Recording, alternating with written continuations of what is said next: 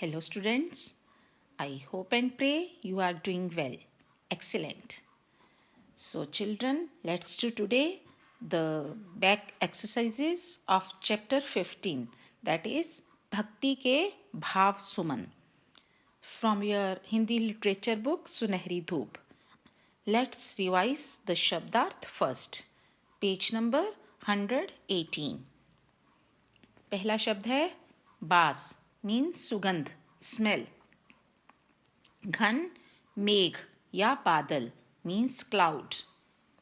चितवत एकटक देखते रहना, स्टेयर. चकोर चकोरा चकोर पक्षी, अ बर्ड. बरह जलना, बर्न.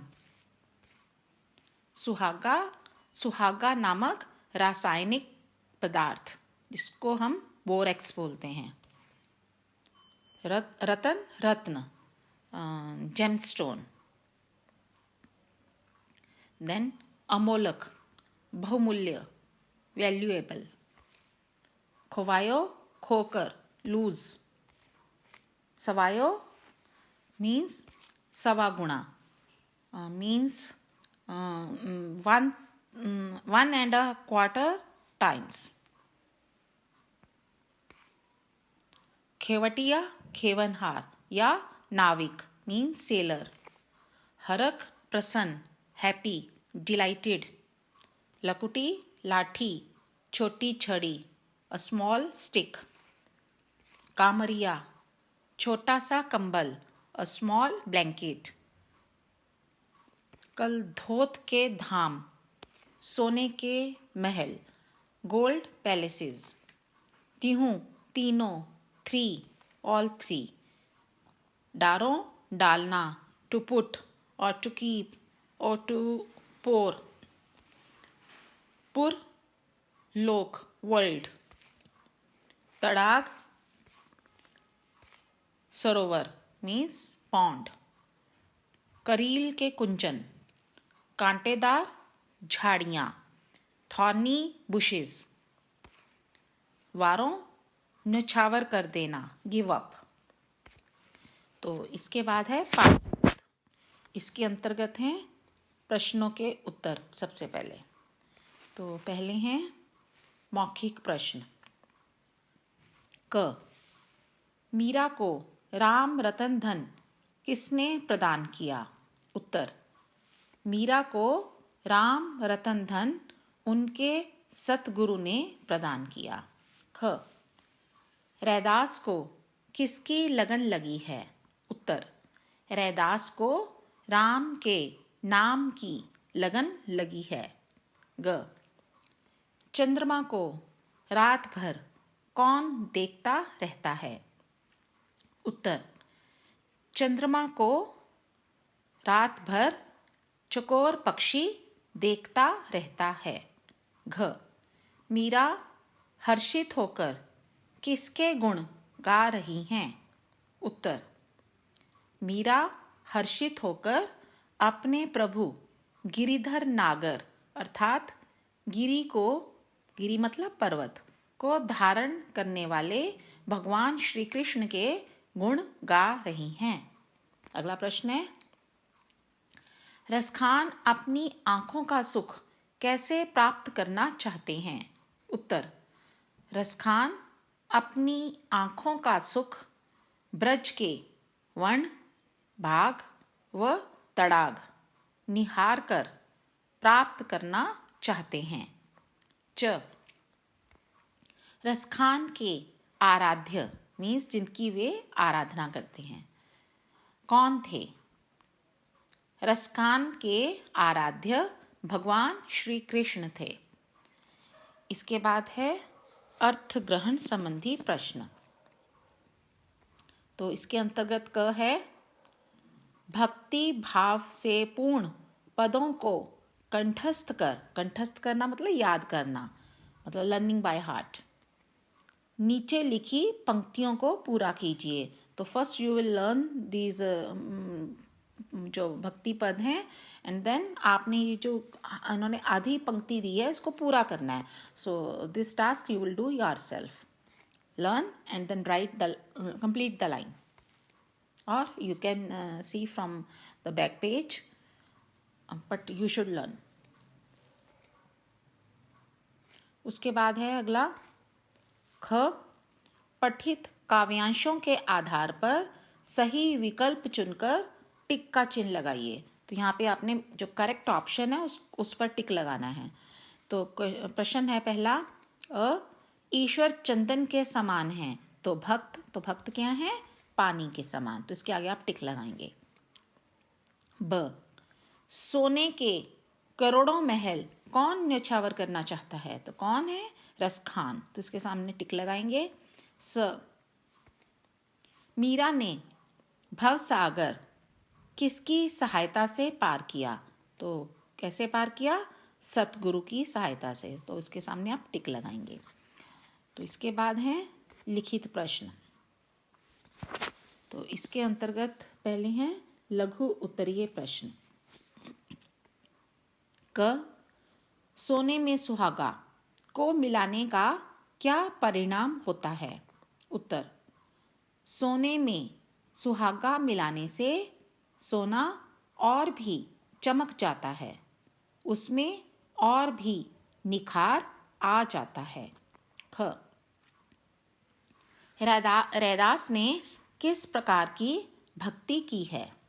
उत्तर, रैदास ने दास्य भाव की भक्ति की है। दास्य भाव का मतलब है मतलब भगवान उनके प्रभु हैं और वे उनके दास हैं, मतलब दास अपने आप को वे प्रभु का, भगवान का दास समझते हैं, तो ऐसी भक्ति को दास्य भाव की भक्ति कहते हैं।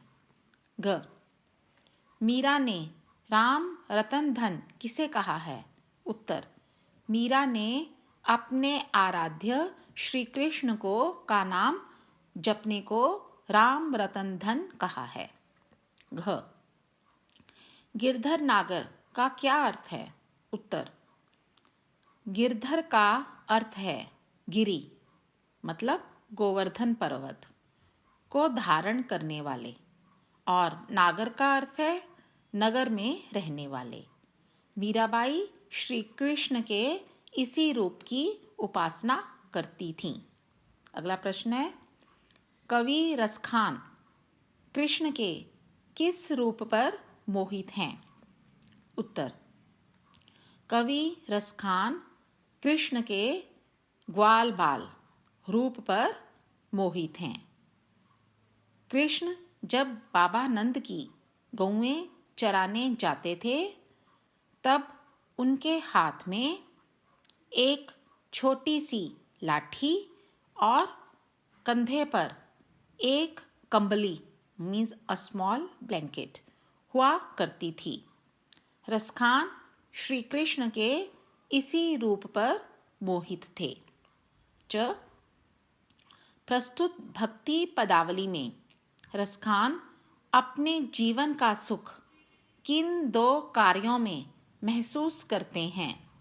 उत्तर, प्रस्तुत भक्ति पदावली में रसखान 8 सिद्धियों और 9 निधियों का सुख बाबा नंद की गौएं चराने में और ब्रज के वन, बाग और तड़ाग निहारने में महसूस करते हैं। इसके आगे हैं दीर्घ उत्तरीय प्रश्न। क, रैदास ने भक्त और ईश्वर के संबंध को किन किन उदाहरणों से स्पष्ट किया है? किन्हीं दो का वर्णन कीजिए। उत्तर, रैदास ने भक्त और ईश्वर के संबंध को स्पष्ट करते हुए पहले तो चंदन और पानी की उदाहरण दी है। कवि ने भगवान को चंदन और भक्त को पानी माना है। जिस प्रकार पानी में चंदन मिलाने से उसकी सुगंध पानी के कण कण में समा जाती है, उसी प्रकार भगवान भक्त के रोम रोम में समाये हैं। दूसरी उदाहरण में कवि ने भगवान की तुलना घने बादल से और भक्त की तुलना वन के मयूर, मयूर मतलब मोर, से की है।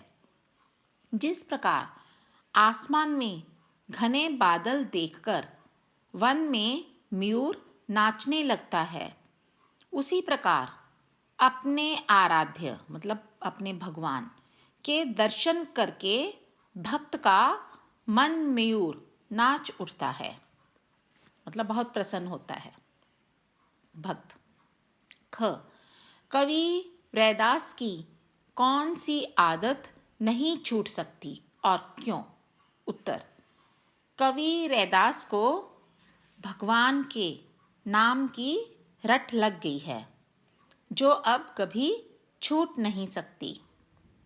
वे भिन्न भिन्न उदाहरण देकर अपने आराध्य के साथ अपने संबंध को दर्शाते हुए कहते हैं कि मेरे प्रभु मुझ में पानी में चंदन के समान समाये हैं।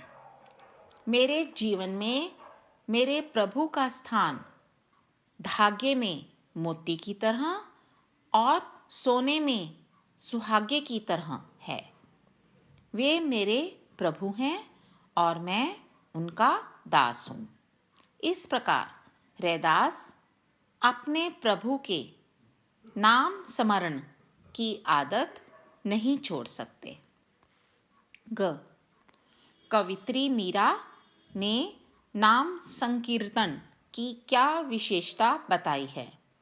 उत्तर, कवित्री मीरा नाम संकीर्तन की विशेषता बताते हुए कहती हैं कि नाम स्मरण की यह पूंजी जन्म जन्मांतर हमारे साथ रहती है। यह पूंजी खर्च करने पर कम नहीं होती और कोई चोर भी इसे लूट नहीं सकता है।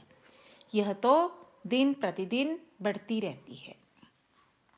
अगला प्रश्न है, कृष्ण की भक्ति के लिए रसखान किन सांसारिक सुखों का त्याग कर देना चाहते हैं? उत्तर, भगवान कृष्ण की लाठी और कंबली के लिए रसखान 3 लोकों का राज्य भी न्योछावर कर देना चाहते हैं। इसी प्रकार यदि उन्हें बाबा नंद की गौएं चराने का अवसर मिले तो इसके लिए वे 8 सिद्धियों और 9 निधियों का सुख भी भुला देना चाहते हैं। अगला प्रश्न है, रसखान क्या देखने के लिए व्याकुल हैं और क्यों? उत्तर, रसखान अपनी आँखों से ब्रज के वन, बाग और तड़ाग निहारने के लिए व्याकुल हैं। वे उन कांटेदार झाड़ियों के लिए सोने के करोड़ों महल भी न्योछावर कर देना चाहते हैं, जहाँ श्री कृष्ण गौएं चराते और बंसी बजाया करते थे। मीरा के सतगुरु ने उन्हें कौन सी बहुमूल्य वस्तु प्रदान की थी? उत्तर, मीरा के सतगुरु ने उन्हें प्रभु के नाम स्मरण की बहुमूल्य वस्तु प्रदान की थी। मीरा ने इसे उनकी कृपा मानकर अपना लिया था। इस नाम की पूंजी को पाकर मीरा को ऐसा लगा कि उन्होंने जन्म जन्मांतर की पूंजी पा ली है। यद्यपि संसार में उन्होंने अपना सब कुछ खो दिया था। तो इसके बाद है आगे काव्य सौंदर्य। तो इसके अंतर्गत है पहला प्रश्न,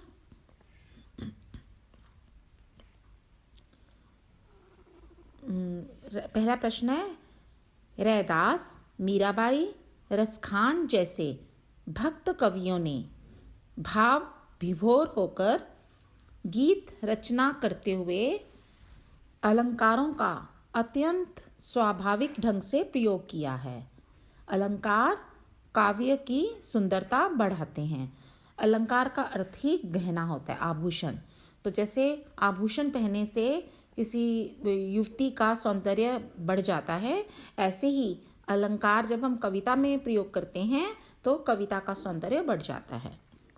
तो इसमें कौन से उदाहरण अलंकार का प्रयोग किया गया है? क में अनुप्रास अलंकार, जहाँ एक ही वर्ण की बार बार आवृत्ति के कारण काव्य में चमत्कार या सौंदर्य उत्पन्न होता है, वहाँ अनुप्रास अलंकार होता है। मीन्स एक ही लेटर, वर्ण मतलब लेटर कि बार बार जब हम आवृत्ति होती है रेपिटिशन, तो उसको रिपीट करते हैं, तो वहाँ पे जो सौंदर्य बनता है उसे अनुप्रास अलंकार कहते हैं।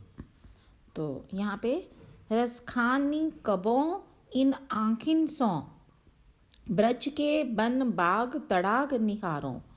तो यहाँ पे जो रेखांकित हैं ब्रज के बन बाग, यहाँ पर ब वर्ण की आवृत्ति के कारण अनुप्रास अलंकार है। तो यहाँ पे ब जो लेटर है उसकी बार बार रेपिटिशन हुई है। इसी प्रकार रसखान की भक्ति पदावली में प्रयुक्त अनुप्रास अलंकार का दूसरा उदाहरण ढूंढकर लिखिए और अनुप्रास अलंकार को रेखांकित कीजिए। तो यहाँ पर मैंने इसकी उदाहरण लिखी है, करील के कुंजन ऊपरी वारों। तो करील के कुंजन, इसमें क वर्ण की आवृत्ति है, तो इसके कारण यहाँ पर अनुप्रास अलंकार है। यहाँ पे स्थान की कमी होने के कारण मैं वाक्य पूरा नहीं किया, आप इसे पूरा लिख सकते हैं।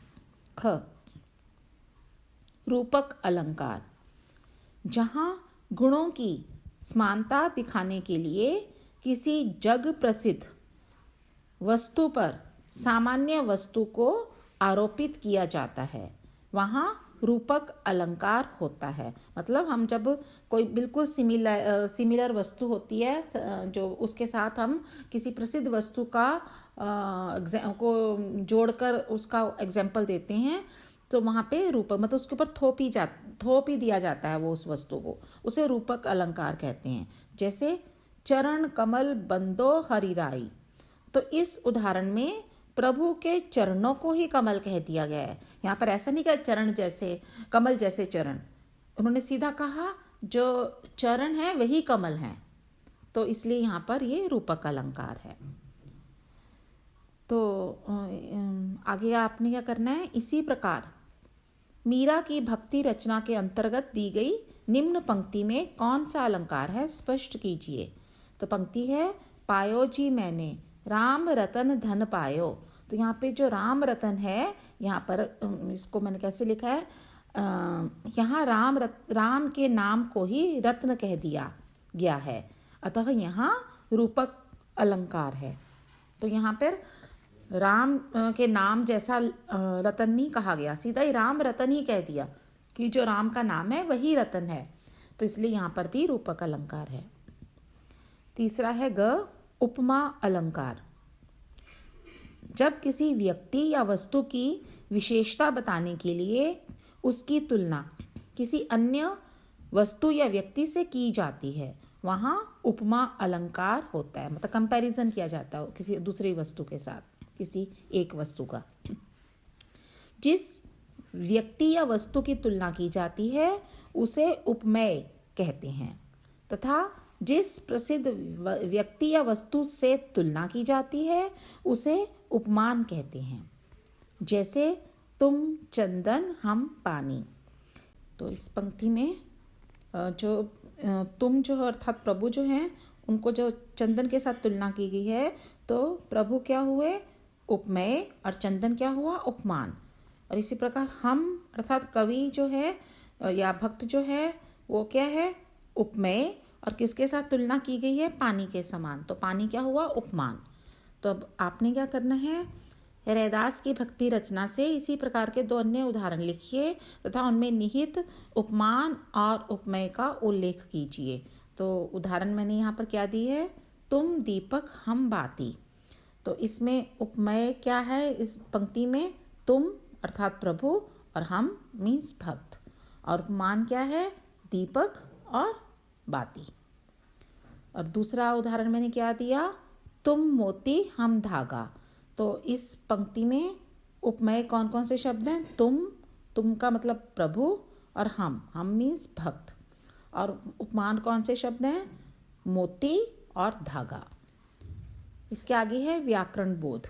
इसके अंतर्गत पहला प्रश्न है, नीचे लिखे शब्दों के मानक रूप लिखिए। मानक रूप का मतलब होता है स्टैंडर्ड हिंदी में, मतलब जो आजकल हम जिस ढंग से प्रयोग करते हैं इन शब्दों को। कृपा को हम कृपा कहते हैं। खोवायो, खो दिया है, मतलब खो देना। लागी, लगी। बास, सुवास या सुगंध। ज्योति, ज्योति। सोनही, सोना, स्वर्ण। जन्म, जन्म, जन्म, जन्म। हरख, हरख, हर्षित होकर। लकुटी, लाठी। कबों, कब। आँखिन, आँखें। कलधोत, सोना, स्वर्ण। दूसरा प्रश्न है, पर्यायवाची शब्द लिखिए। तो आपने जैसे मैंने जो लिखे आप कोई अन्य भी लिख सकते हैं। पहला शब्द है धन, तो दौलत, पैसा। सत्य और सच। प्रभु, भगवान, ईश्वर। कृष्ण, गिरिधर, गोपाल। गाय, गौ, धेनु। आँख, नयन, नेत्र। तड़ाग, तालाब, सरोवर। वन, जंगल, कानन। तीसरा प्रश्न है उसका क, अनेकार्थी शब्द। एक से अधिक अर्थ देने वाले शब्दों को अनेकार्थी शब्द कहा जाता है। मतलब one word having different meanings, कि शब्द एक ही है पर उनके अलग अलग अर्थ हैं। जैसे कनक, कनक को सोना भी कहते हैं, मीन्स गोल्ड। धतूरा एक प्लांट होता है, और गेहूँ मीन्स वीट। अब आपने क्या करना है, नीचे दिए गए शब्दों के अलग अलग अर्थ लिखते हुए वाक्य बनाइए। तो आप वाक्य कोई अन्य भी बना सकते हैं। पहला शब्द है अनंत, तो इसका एक अर्थ होता है आकाश। तो इसका मैंने वाक्य बनाया, अनंत में बादल घिर आए। दूसरा इसका अर्थ है ईश्वर, हम सब उस अनंत के अंश हैं। कृष्ण, दूसरा शब्द है कृष्ण, इसको गोपाल मतलब भगवान कृष्ण, हम भगवान कृष्ण के उपासक हैं। और कृष्ण होता है काला मतलब सांवला, ब्लैक। वह कृष्ण वर्ण है, मतलब कृष्ण वर्ण मतलब सांवले रंग का है। पद, पद मीन्स पाँव। मुझे किसी की पदचाप सुनाई दी, मतलब पाँव की आवाज़। पद, पदवी मतलब रैंक या पोस्ट, वह ऊंचे पद पर आसीन है। सूत मीन्स धागा, थ्रेड। यह वस्त्र सूत से बना है, धागे से बना है। और सूत एक जाति, जाति भी होती है। जैसे दानवीर कर्ण सूत पुत्र थे। तो इसके बाद है ख, विलोम शब्द लिखिए, मीन्स ऑपोजिट वर्ड्स। ज्ञानी, अज्ञानी। देव, दानव। निंदा, स्तुति। जड़, चेतन। यश, अपयश। पाप, पुण्य। मलिन, निर्मल। लौकिक, अलौकिक। ग, लिंग बदल कर लिखिए, तो इनके आपने जेंडर चेंज करने हैं। कवि, कवइत्री। देव, देवी। पुजारी, पुजारिन। गायिका, गायक। साधु, साध्वी। दाता, दात्री। नेता, नेत्री। विद्वान, विदुषी। So that's it. Now in next video we shall do the next chapter. Stay tuned. Goodbye for now.